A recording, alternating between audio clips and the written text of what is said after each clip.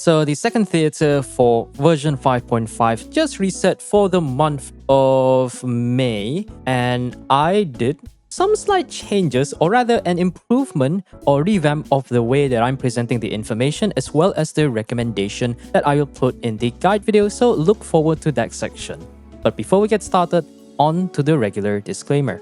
So I'm going to assume that you have enough units to run the respective modes or difficulties, and that your characters are decently invested or invested enough to actually be able to take on the challenge.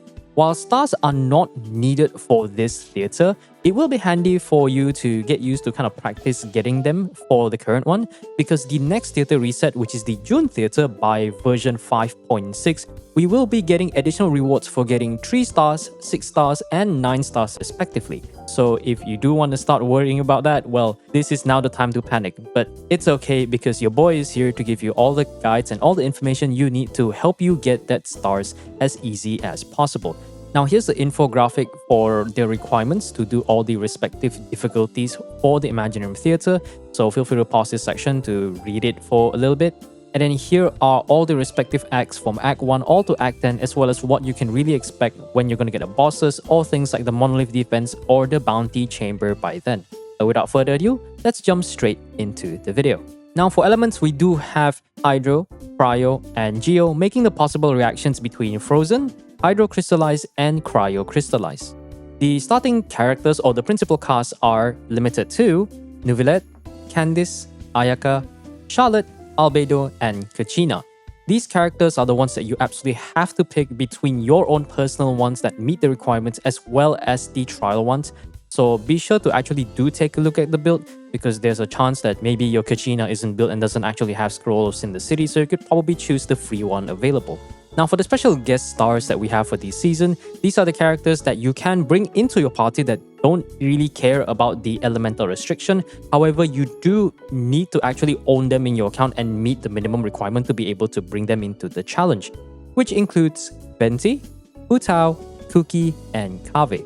So for the general tips, tip number 1, please use the supporting cast if you do need help from any of your in-game friends. Ideally, it is best for you to use this if you have any in-game friends that have at least really well-built characters, whether they be dolphins with C0R1 or low constellations, or any sort of whales with anything like a C6R5 Neuvillette, or any veteran players. This will help you meet the character requirement in order to be able to do the challenges, and sometimes this will tend to make or break your ability to clear certain acts and as well as getting the stars. Tip number 2, try to balance between getting characters over buffs. Earlier on, you can really decide it based on how strong your characters are, so feel free to check it in the Performance Details tab in the bottom left part of the screen, because if you don't have enough characters, you cannot do the challenge, and you do need a minimum of 4 characters to be able to do the challenge in the first place. And if you don't have enough, you're going to fail and you will be forced to restart the entire run. However, if you do have enough characters and you feel like you have the right characters for the upcoming challenges, you can consider getting buffs, which I will explain all the info in the later section. Tip number 3 is always choose the weaker enemies in order to have an easier time, because you don't actually gain any sort of benefit to actually do the more challenging enemies, except for the ones that give you more flowers. And of course, I will explain the best options in a later part. Tip number 4 is generally try to throw away all your weaker or less invested units in earlier acts. This also includes some of the trial units, because generally trial characters are not built to be the best kind of build that is available to you. Generally, I'm referring to Act 1 and Act 2 because they tend to be the easiest one. However, if you don't have enough investment, that they could actually be hardest one depending on who you intend to run. This allows you to save stronger units for later acts, as well as specific units for a very interesting boss fight I'll explain later. And last tip, use the refresh acts option available on the bottom right part of your screen whenever you need it. This will help you get easier challenges for certain acts, as well as certain cards between inviting characters or specific characters, mystery caches, as well as brilliant blessings. Generally, you always start with 3 refreshes, but you do have a chance to gain 2 extra or just gain more refreshes in general whenever you do get a mystery cache, which once again is completely RNG. Now without further ado, let's jump straight to the act tips. So whenever I mentioned I did a bit of a revamp, so last time I noticed that I think I got a random comment saying about how the Fontaine robots wasn't really easy, but that comment disappeared for whatever reason when I tried to look at it. So I decided to put much more effort for every single of my act recommendations. So as usual, this is the link to all my Abyss guides or theater guides in the form of Google Docs. So if you do want to view this, I'll leave a link down in the description below. So feel free to check it out if you don't have time to watch a video or you do need to look at the full details. So to basically summarize it, I've made every single act from Act 1 all the way to Act 10, as well as all the respective tips. And on top of that, I've did a bit of research from the Genshin Wiki as well as the information from Home DG to calculate the total HP that you have to deal with for all the respective chambers, as well as the required DPS in order to get the regular clear on top of the stars. So I'll be going over the recommendations so you don't have to see these numbers, but I'll probably mention them in the video part later. So for Act 1, we do have a few options, but the best one by far is going to be the Ruin Earth Guard as well as the Ruin Gladiator combo. You don't really have any sort of time limits for Act 1, however, you do have a plentiful amount of time to get the star, which is approximately about 80 seconds. The total HP for this is around 475,000, having the lowest or the second lowest DPS required at 5.9k in order to get the stars. You'll only be dealing with one Earth Guard and one Grader, and while they do have a weak point mechanic, you don't gain any sort of advantage for that, so I'm not going to go too deep into explaining it. But basically, this is probably your second best or your best option for Act 1. Now for Act 2, we do have the Thundering Wild Manifestation. Of course, he does start with that Trials move, which saps all your energy. However, if you're able to run the team or use all your elemental bursts early on to try to break the shield as fast as possible, he has the lowest HP pool of all acts, netting at about 253,000. While the star's time limit is less at 65 seconds, you still have the lowest DPS required to get the stars at 3.9k. Now, the other two options are the Fontaine Mechs as well as the Electro Lava Chill combo with Hydro Fungi and of course the Hydro Slime. Apparently, the second best one or the third best one is the Electro Lava Chill combo. The total HP pool is about 512k with 80 seconds to stars, and you need 6.4k DPS in order to get the star. Now, the Fontaine Mech is also quite decent actually. Total HP pool at 760k. You have a time limit of, you don't have a time limit, but you have 65 seconds to get the star, so you only need 11.7k DPS. While these enemies do have the Pneumosia mechanic, it's not necessary because once again, just like the Ruin robots, they don't provide any real advantage. Now for the last two options, the combo of the Ruin Guard with the Ruin Sentinels, as well as the High Pressure Assault with the combination of Fontaine Mechs as well as some Ruin Grader and of course this Ruin Destroyer right here, they can be tough because I think these two have over 1 million cumulative HP. While the time required to star is 85 seconds and 80 seconds respectively, you would need about 14.5k DPS, so I don't recommend it unless you feel like your team is invested enough to be able to get the stars as well as attempt the high pressure or the Ruin Grader part. Now for Act 2, we do have quite a plentiful amount of options. The two best ones that I do recommend is between the Geo Breacher Primus as well as the pair of Fluid Avatars of Lava. Now if we start off with the Geo Breacher Primus, you want to start the challenge, run either all the way to the left or all the way to the right. Give it about 5 to 10 seconds, and once they group together, just jump right in, try to break their shield, try to bring a Geo character to try to break their shield if you can, or just trigger any of the Numa Uja mechanics and it should immediately break their shield in one hit. I'll put a list of images in post edit. These are the characters that can trigger them, but if you can, you can. If you can't, just bring a Geo unit, that'll be fine. If you don't feel like bringing any sort of Geo units, you have the alternative with the Fluid Avatars of Lava. There's no grouping strategy, just go for one guy. They're both permanently Pyro infused with high Pyro resistance. So if you bring someone like Morlani, you'll be having a field day because you'll be triggering Easy Vape. But why would you bring Morlani early on? Because you're going to be wasting a very strong DPS. But regardless, you can definitely take advantage of the Pyro infusion in order to trigger Vaporize, amplify your damage, and these two have a relatively low DPS required. Both of them have about 521k for the breaches and then 550k total HP for these respective enemies, with an average of about 8,000 to 8.4k required DPS being the two easiest or lowest HP options we have. Now, the second best, we do have the Geo V-Sharp combo with the Hatchling as well as the Adult. The time required for stars is 65 seconds. The cumulative HP is about 539k. The required DPS in order to get the stars is about 8.3k. Now, keep in mind that the Adult Hatchlings or the Adult Geo V-Sharps do get staggered quite easily. So if you use any abilities that will stagger them a lot, try to stagger them towards the wall, or if you don't care, just go mash buttons, Unga Bunga Go. You should be able to get the stars and also get the clear. Now for the okay options, we do have the Collective of Plenty gang. You have to kill, I think, 2 waves of... You have to kill 3 Tatankasaurs, and then you have to kill 1 of each of these warriors. They're not too difficult by any means. I think they have 666,000, nice, total HP with an average DPS required for stars at 10.2k. It's a bit on the higher end. You do only have like 65 seconds, but you should be able to gain enough DPS, but I don't really recommend it. You don't have any real advantage from not doing the easiest one.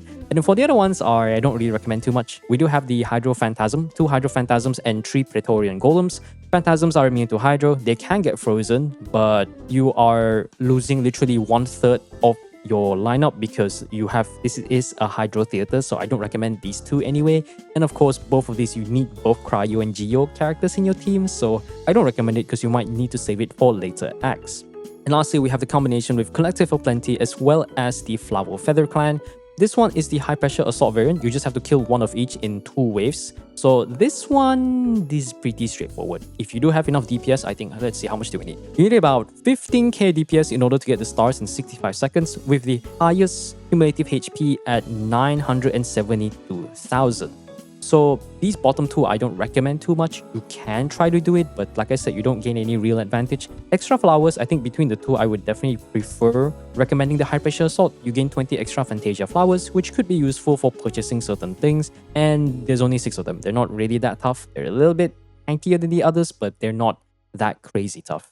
Now for Act 3, we do have the Plunge Legend, the Automated Supercomputing Field Generator. You have only 100 seconds for clear, or 1 minute 40 seconds, and 65 seconds in order to obtain the stars. According to Home DG, it has about 1.4 million HP, so you would need about 14,000 DPS in order to clear it, but 21.7k DPS in order to actually get the stars, so it will be a bit tricky. Now, generally, it starts off by creating a Geo Armor or Geo Shield on top of it, and it will buff its resistance by a whole lot. So ideally, you do want to try to break it as fast as possible in order to enable your damage. So try to use all your abilities that can actually break the shield, which you can do that by bringing Geo characters with Geo hits, triggering Overloaded with Hu Tao and Kuki, doing plunging attacks preferably either with sword characters or claymore characters, or just use blunt attacks from claymore characters in general.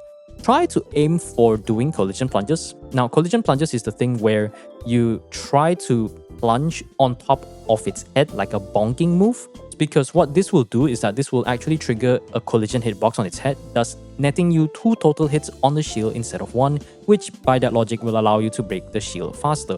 Now, whenever you do plunges, because it does give you like free gravity to jump up, try to use dash cancels into the next jump so that you can actually save a bit of time and plunge faster or have more plunges in a shorter period of time. Also, the free gravity will allow you to dodge most of its attacks, because most of its attacks can literally be dodged by just being in the air. Now, it does have a fixed attack pattern before it regenerates or replenishes its Geo Shield.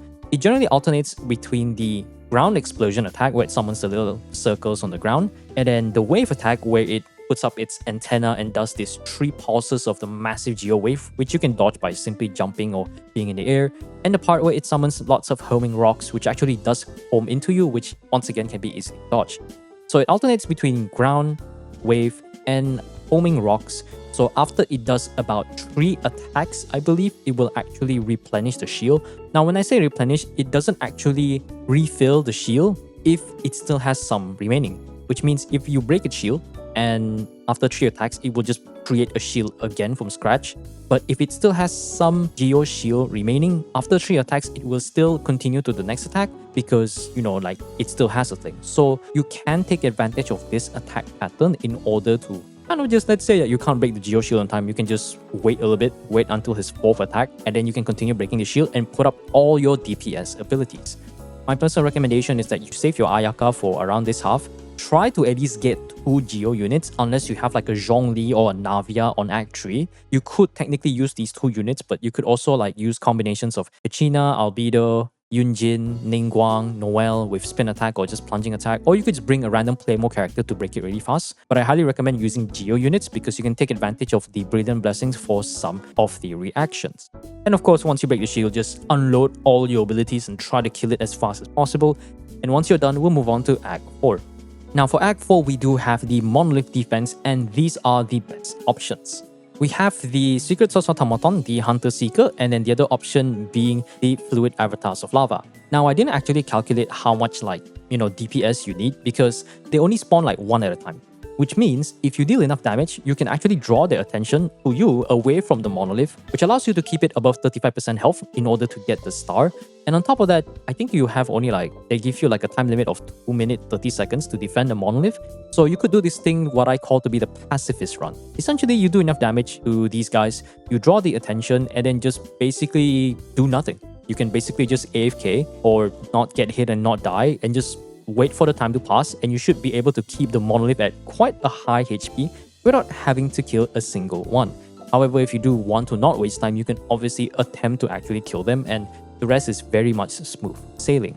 Now, the second best is going to be the Eremite middle level warriors. Now, these guys can get staggered until they do their special move. However, they only spawn 2 at a time, and they spawn kind of diagonal to the position of the monolith. So if you can do enough damage and drag their aggro, you can technically just deal with them quite easily. They don't have any notable boosted rest outside of their own elements. And once you kill one, the next one will already spawn. So if you do attempt to try to clear the wave, just keep a watch on where the new spawn is so that it doesn't do as much damage to the monolith as you want it to. And of course, the third option, we do have the Geo Lava Chos or the Lava Chos or Metachol combo.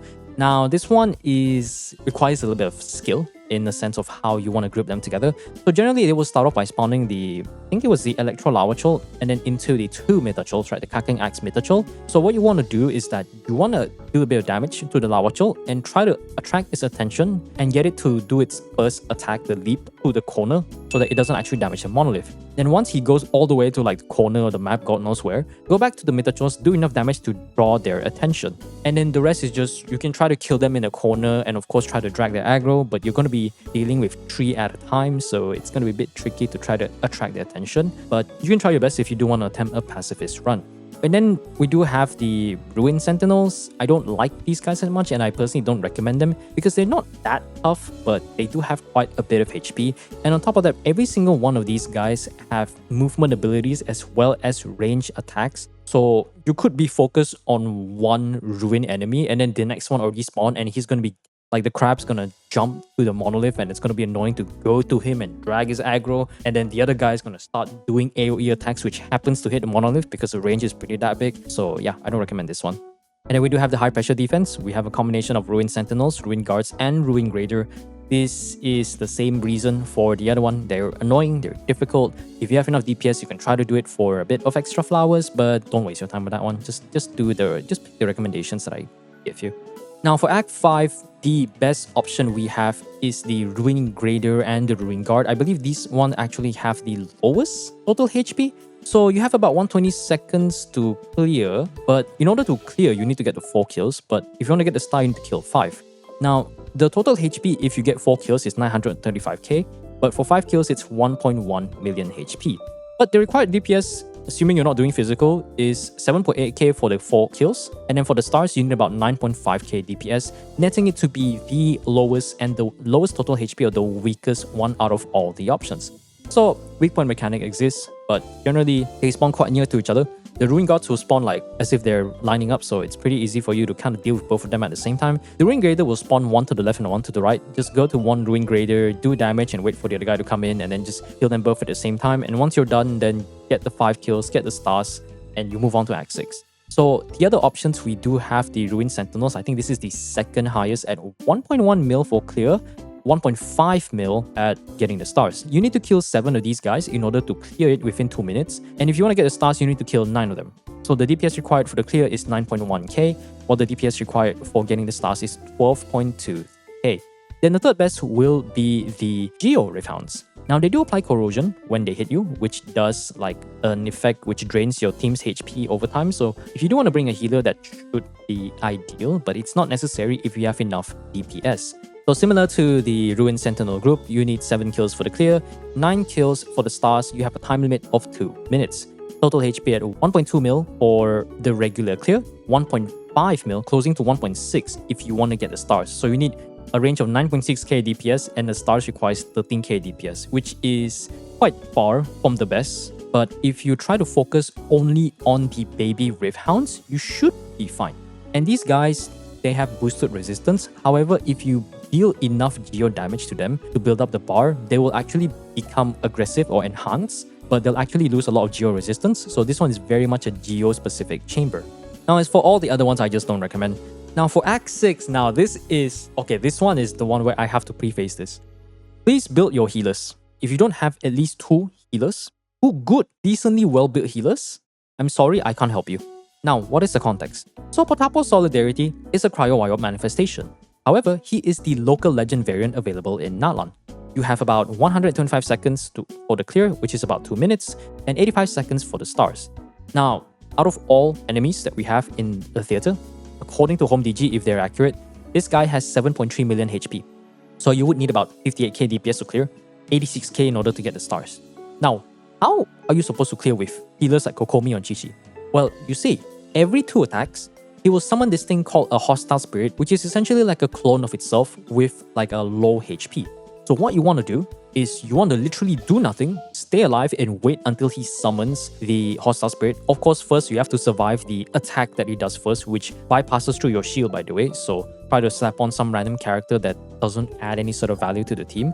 And then once he summons the hostile spirit, what you want to do is spam all your healing abilities. Like every single one of them. Your Barbara skill burst, your Chi-Chi skill burst, and you can jump into your Kokomi, throw in the jellyfish and use your burst and go Omega Max healing.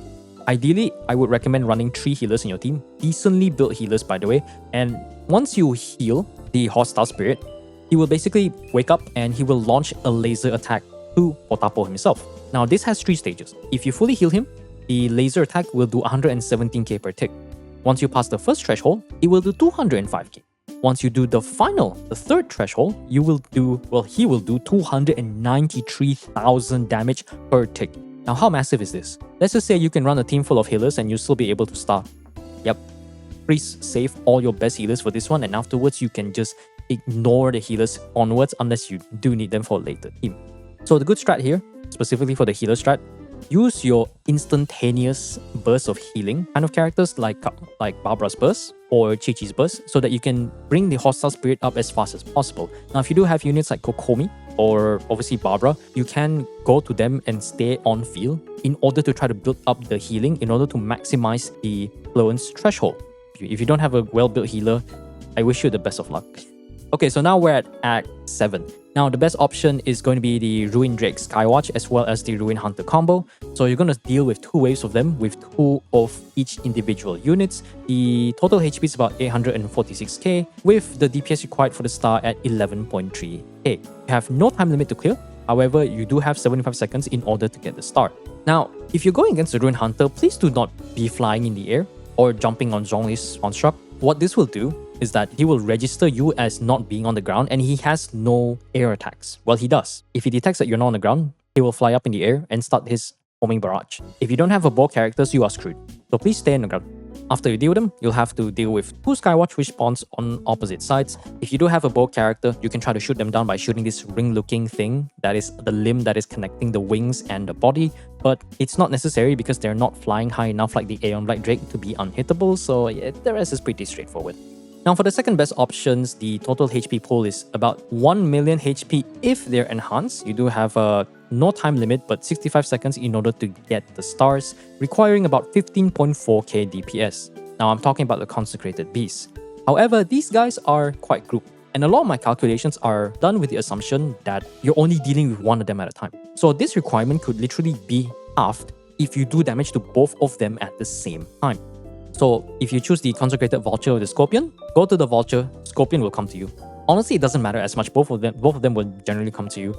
And if you don't get the Vulture Scorpion combo, which I prefer over the other one, you can always try the other combo, which is the Scorpion and the Snake combo. This one you go for the Snake because the Snake tends to teleport quite a bit and he is a range unit. He's a bit more annoying than the Vulture, but he's not that bad. And of course, if his HP is low enough or enough time has passed, they will do their respective special moves. They'll summon the little block, hit it with elemental attacks, preferably the matching element. Once you break the block and absorb it, hit them again to make them lose lots of HP and a lot of resistance because these guys start with boosted resistance. Now, for the third best option, we do have the Baptismal V-Shaps, which is a little bit annoying, netting to 1.3 billion total HP with 15.4k DPS required to get the stars in 85 seconds. They do have boosted resistance to their own element, particularly these two guys, the Hatchings with Cryo and Electro, and they're a bit more tanky than usual. They do have a move where they shoot a ball which saps your energy to your character, which does apply through your shield, but this one is very easily dodgeable. It's very telegraphed, and on top of that, you can also just stagger him with certain abilities in order to prevent the move. And then for the last two is very interesting. So we do have the Hunter Seeker as well as the Husk Knight Trio combo.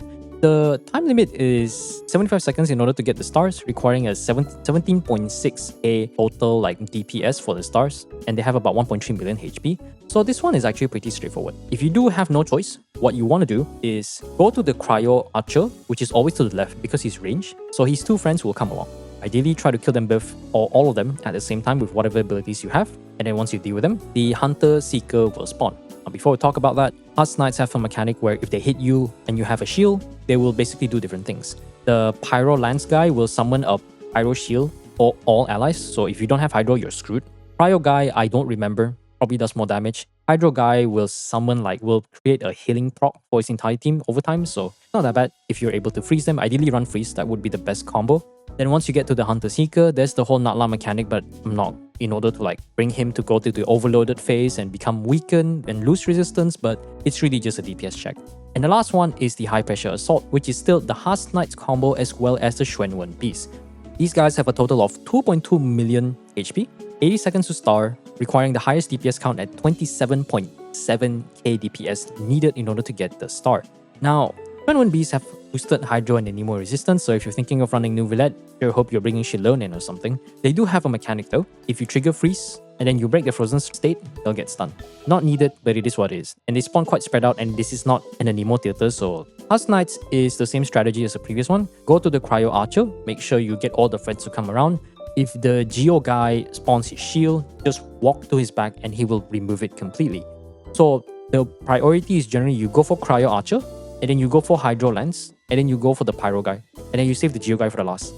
So Act 8, we do have the Legatus Golem, or the Statue of Marble and Brass. It will start off with 32 units of Geo armor, which will give him extremely boosted resistance until it is removed. Of course, unless you're running Shilone and you want to slap on Nouvellette with Silali, well, that's fine if you want to do that. So you can remove the Geo armor with Geo, Overloaded, Punching attacks, and of course hits from Claymore characters.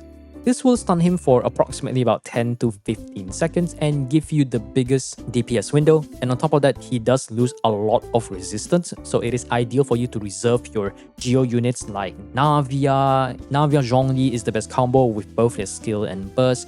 You can of course run combinations of other units like Ling Guang, Noelle, Goro Yunjin, or Albedo Kachina, any sort of off-field Geo units in order to break the shield faster. If you do happen to be running Noelle, my recommendation is do the booking tech or the map opening tech, where essentially you just use Noelle's burst, use her spin attack, open your map or open the handbook. This will basically snapshot your prompt to actually do a spin attack. So this will bypass the charge attack time limit so that your Noelle will actually just spin until she has no stamina left. It breaks the shield really fast, and if you're running a Freena Noelle team, which I really love doing, you're going to be seeing good damage. So for the final one, we do have the Bounty Chamber known as Act 9. Now, the best options are going to be between the Geo Lawachol as well as the Kairagis. Now, let me remind everyone that bounties, you don't have to kill the additional mobs unless you're trying to get more damage or you're trying to get some energy restoration. Just focus on the big boys, notably the Lawachol and the Kairagis, get the sufficient kills, and you're good. Now, the easiest, by a close margin, is the Geo Lawachol. He has 300k per health. He does have a Geo shield, but it doesn't actually make his resistance go up. He does have naturally high physical and Geo resistance, so ideally don't really run the Geo DPS here, but if you have enough buffs, I don't think that should really matter. You have 85 seconds to get 2 Lawachols killed, but 55 seconds in order to get the stars. This is the easiest compared to the Kairagi because you only have to kill 2 of them, which is 1 less for the Kairagis, so it's really easy. Second easiest by a close margin, Kairagis have 261k HP. You have 110 seconds to clear, 75 seconds to get the star. Required DPS ranging from 7.1k to clear or 10.4k to get the star. This one, you only have to kill 3. It's 1 more than Lawachol, but these guys individually are not that tanky. So both of these are going to be my personal recommended options. Anything else is not going to be as good. Now, the second best option is the Pyro Avatar of Lava, or the Fluid Avatars of Lava. While it is tankier with 483k HP per avatar, clear time is 110 seconds to clear, 75 seconds to get the star. The DPS required is 8.7k in order to get the clear, 12.9k DPS required to get the stars. However, these guys do have a permanent Pyro infusion, so if you do have any Hydro units or Hydro DPS like Morlani or Purina, Nuvilet, etc., Ayatosh, Child, who doesn't matter who he is, you're going to be getting free vapes. So if you do have a random Morlani that you don't want to use, this is now the time to use your Morlani. You have to kill only about, let's see, you have to kill only 2 avatars, which makes it relatively easy. About as easy as a Lava Chill, but just a bit more tricky. Now, the 2 Abyss Mages are hard. No, I don't recommend any of them. You have to kill 8 of them, and it's very much an element check. You need Hydro for the Pyro Abyss Mage, you need Cryo for the Electro Abyss Mage. While the cumulative HP is about 532k, netting with the lowest DPS requirement, this is not done with the consideration of how spread out they are and how much shield they have, since they start with their own elemental shield. So if you don't have strong elemental applicators to break your shield, it's going to be an absolute waste of time, and even I, on my account, find it rather difficult to actually get a star. So please don't pick this. And the last one, we do have the high pressure bounties, which are the Ruin Grader and Ruin Robot combo, and the fillers are the Ruin Sentinels.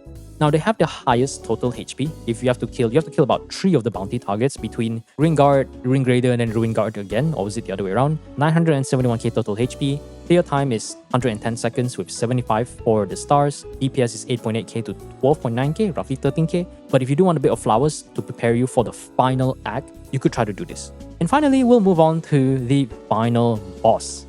And finally, this guy has finally dipped his hands into the sauce known as Imaginarium Theatre. The configuration device is now not only one of the most annoying enemies, now you have to deal with him in theater outside of the Spiral Abyss. You only have about 110 seconds to clear, barely almost 2 minutes, 75 seconds for the stars. Considering his resistance stat, you need 40.6k DPS for the clear and 59k, 60k DPS in order to get stars. So I'll just explain the moveset. He will generally do about 3 attacks before it summons the pillar mechanic, which of course you climb the pillar, you break the cores, and he'll lose lots of HP as well as resistance. So the attacks will generally alternate between Mortar and Laser Sweep, which is generally pretty straightforward. In the Mortar attack, he does 3 attacks, which summons this like little expanding circle which does AoE Electro. Just dodge when the time is right. The Laser Spin, he just spins the laser from outside and going inward, and then he'll do like a small AoE explosion right under him. You can dodge it when the circle for the explosion is like almost fully charged up if you do want to go full dodge mode, but that's entirely up to how skilled you are. Then afterwards, after 2 attacks, the third attacks can either be any of the other attacks, or he might just straight up do the random Matrix dash and summon the pillar. There's also the move where it swings the hand and does the pew pew attack, or it slams the massive hand, which is probably the longest one, but it's nothing too much. Just know that 30 seconds, after 30 or 40 seconds or something, it will actually summon, or roughly about after 3 attacks, it will summon the pillar. Now, what units can climb the pillar? Sitlali can fly up by jumping. Shilonen can use a skill, similar to Kachina. Chiori can just blink up. Venti, you can just use his whole skill in order to create an updraft, and then you can glide up. Albedo, stand on the flower for the elevator. Zhongli and Geo Traveler just summon their constructs and climb on it, then jump on it. And of course, play the clip of how you want to jump with short characters, medium height characters, and tall male characters. So short models are the easiest. Personally, I find more success with running female characters over male. Of course, medium height characters, once again, same logic, medium height females over the males. And then the tall male characters can do this specific one, but you can do this if you're skilled enough, but my recommendation is save your strongest units in order to clear him. The DPS check is quite high, so be sure to really spend some time to read through the blessings that I'm going to mention later. Now, onto the Brilliant Blessings section. So, I changed the way I displayed the Brilliant Blessings chart, as you can see right now. So some notable changes you can already see is that I essentially removed the initial description and basically put my own version of a TLDR of what each of these individual buff does. And I am aware that 5.6 will have in the patch, there will be a quality of life improvement that will drop it, but I'm still going to do this because it's much easier for me to explain this way. And the second thing I did is that I did some minor amendments because there are 2 different paths that always focus one towards the other.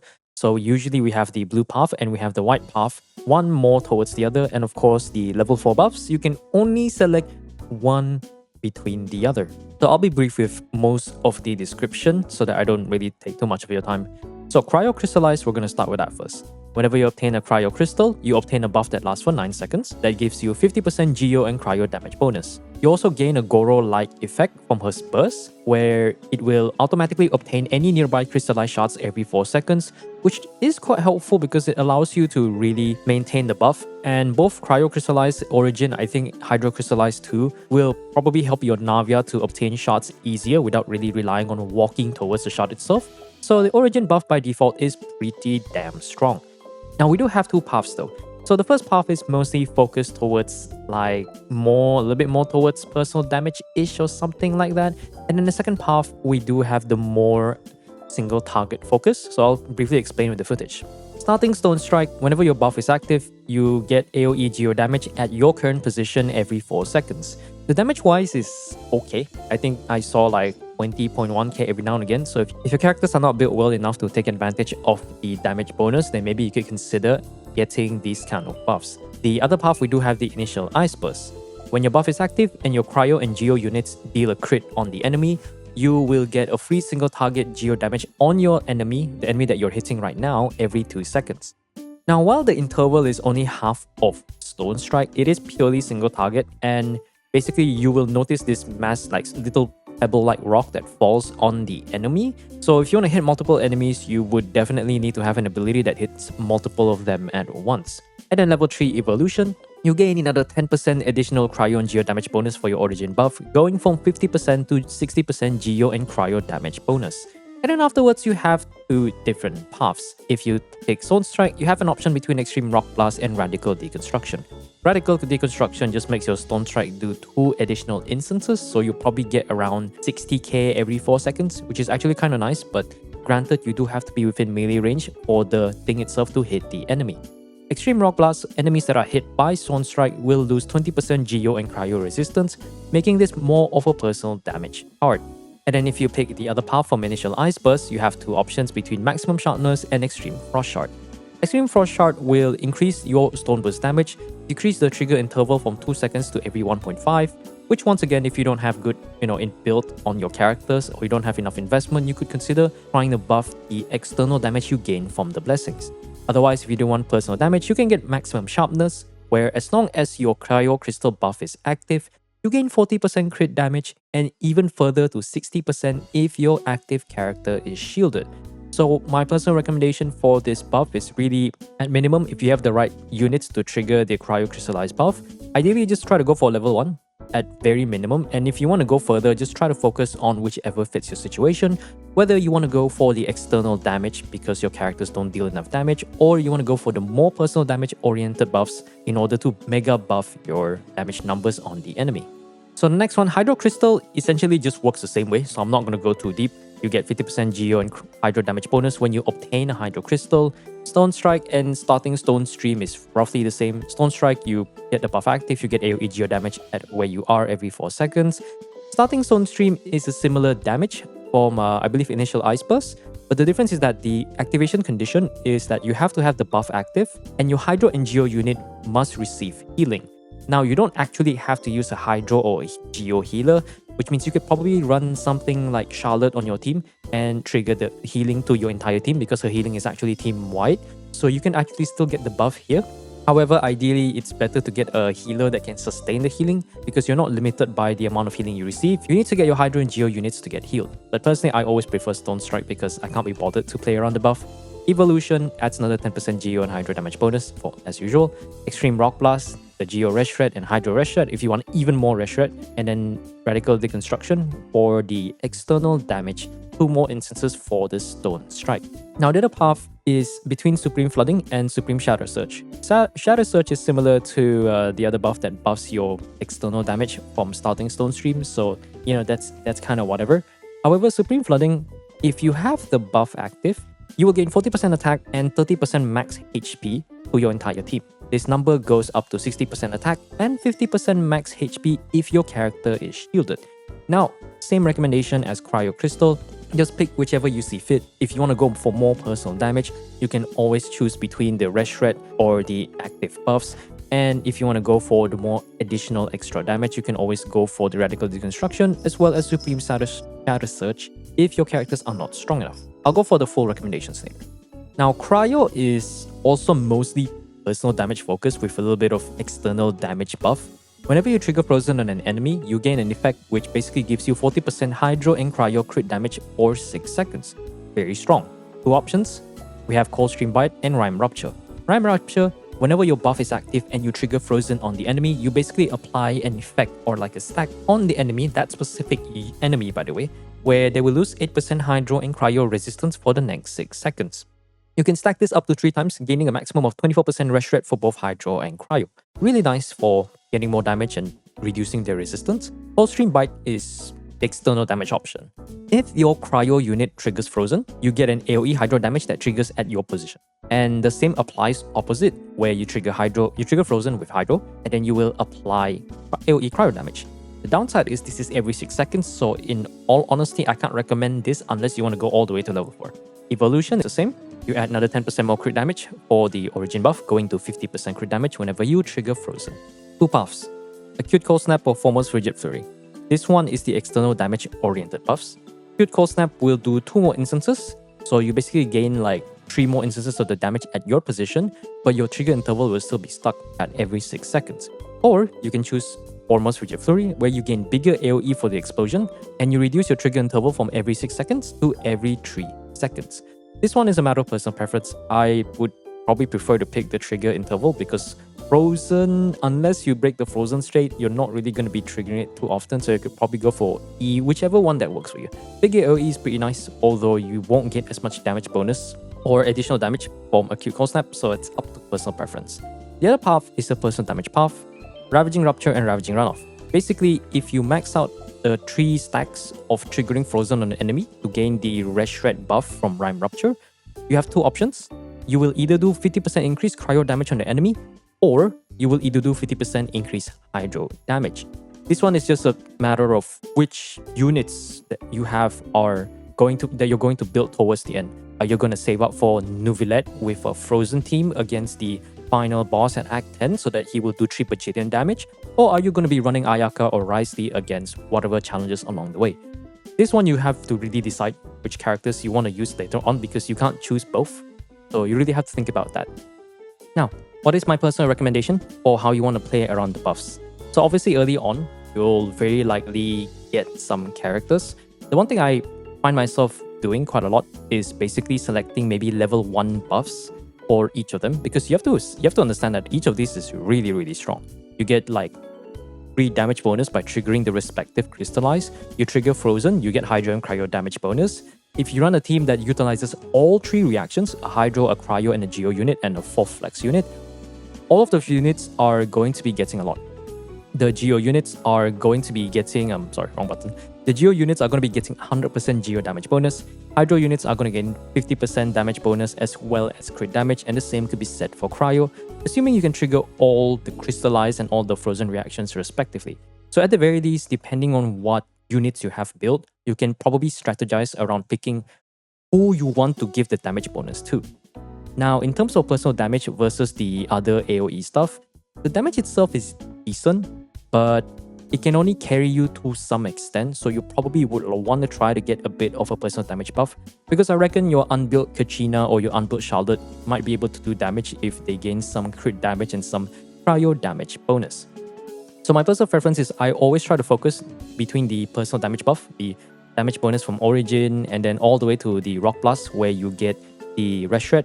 And mostly why I focus on this is for a very simple reason. So Post Edit May will put the image right now. The resistance value for both the Legatus Golem and the configuration device, I believe, are at both 60% respectively in the current version of Theatre. So if you don't have any sort of Shilonen or any sort of like double Geo Rest Shred Geo Resonance effect, you could reliably rely on the blessings itself. So if you stack up, let's say you run all 3 buffs, you stack up Extreme Rock Blast from Hydro Crystal, and then you stack it up with the Rock Blast from Cryo Crystal, you can get a total of minus 40% Geo Rest Shred as well as minus 20% Hydro Rest Shred and also Cryo. Then you stack it up even further with Rime Rupture. You can stack up, you apply 3 triggers of Frozen on the enemy or the boss you gain 24%. So your resulting rest rate would be minus 40% geo rest rate, minus 44% hydro and cryo rest rate, which is insane, and we haven't even accounted for the 50% cryo hydro crit damage as well as the damage bonus from the respective cards. So my personal recommendation is to try to focus on the personal damage buffs, and if you have a choice between getting more buffs for your character or whatnot, I recommend getting some amount of rest rate so that whenever you go against the Golem as well as the configuration device, you won't be having a rough time. Anyways, let's move on to the mystery cache cycle. And of course, we do have both the mystery cache and the companion events. I'm going to be really brief because I've already explained this like 2 other times. I can't be bothered. Just feel free to pause the video to read so that you can just learn what they do. So the highest one, the cyan colors are the really good ones, mostly oriented in restoring vigor, which can be really useful if you happen to use your Furina Nouvellette in your previous act. The green ones are situationally good, mostly around companion events. My personal favorite is multiple entry. You select a companion event, you get 3 options of characters you can pick to your class instead of 2, which is really, really nice. And then orange is situational, red is I don't recommend. Worst case scenario, you might be picking mystery caches. There were times where I picked a mystery cache in hopes of getting the good one, and these were one of my few options, so I have no choice but to pick variable casts. It will remove the option to select 2 new characters once you complete an act, which is not that great. These are the mystery cache surprise buffs. Generally, the highest one is oriented about restoring vigor, gaining more flowers, and giving a permanent discount for your companion invites or your blessings buff. But you can only gain them by getting the rare mystery cache, which can cost 40 or 15. Now, I think the 15 one is not here. It's probably the last page somewhere. But I believe there's an option. I believe there's one of a card, a mystery cache option, where if you were to select it, it will basically create a card where you can select a mystery cache with 15 costs. For some reason, yeah, there it is. Rich reward down here. If you have enough, you can pick this. Yeah, you can have a chance of getting one of these really amazing buffs. So yeah, cyan is good, green is okay, yellow is situational, and orange is not recommended. I'm not going to explain the most. Feel free to ask the questions in the comments if you want to know more, or visit a lot of my older videos. I basically go full-blown explaining what they actually do. But other than that, let's go to the outro. Now, this theater personally is probably one of my easiest one, but I can't exactly say it's completely easy either, because I spent about 4 hours yesterday doing a bunch of Imaginarium Theatre runs for my Twitch viewers, and let's just say despite some of them having built characters, it can get tough when the RNG screws you over. But most importantly, it can get tough when their builds are, let's say they don't have a well-built healer and we had to restart quite a few times for one of the viewers because we couldn't get the stars with killing Potapo Solidarity. And there was an account that I did where their characters don't even have artifacts. And you know what's funny? With all the knowledge that I presented to you, I helped that singular viewer. Still, he was able to obtain 8 stars. Unfortunately, we lost the stars in Act 1 and Act 2 because the trial characters are really horrible.